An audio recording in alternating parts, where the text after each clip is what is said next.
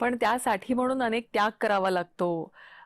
कुटुंबाला वेळ देता येत नाही किंवा बराचसा काळ हा आंदोलनं, चळवळी, रणनीती या सगळ्यांमध्ये आणि वेळप्रसंगी केसेस, कोर्ट केसेस, कोर्टाच्या पायऱ्या, हे देखील अगदी मला असं वाटतं फार तरुण वयामध्ये तुम्हाला सगळं आणि फेस सर्वात करावं महत्वाचं लागलं. म्हणजे संयम आणि पेशन्स. मला आत्ताच आमदार व्हायचंय, मला आत्ताच खासदार व्हायचंय, मला आत्ताच नगरसेवक व्हायचंय. मला असं वाटतं एखाद्या पक्षाची जी वाढ होत असते किंवा चढ उतार होत असतात, त्या सगळ्यामध्ये तुम्ही किती संयम ठेवताय, कशा पद्धतीने संयम ठेवताय, काय विचार करून संयम ठेवताय, मला असं वाटतं या सगळ्या गोष्टी त्याच्यात काउंट होतात. आणि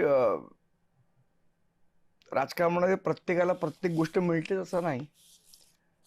शेवट हा नशिबाचा पण थोडा भाग आहे, संधीचा पण भाग आहे. त्यामुळे प्रत्येकाला प्रत्येक गोष्ट, मला ही गोष्ट मिळालीच पाहिजे असा काही माझा अट्टास नाही, माझा ध्यास नाही. पण काम करत राहणं. आणि मला निश्चितपणे खात्री आहे की जेव्हा तुम्ही काम करत असता त्याची पावती, पोचपावती लोक तुम्हाला देत असतात. खरंय.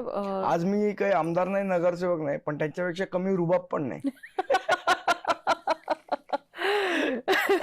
हे मात्र मान्य करावंच लागेल.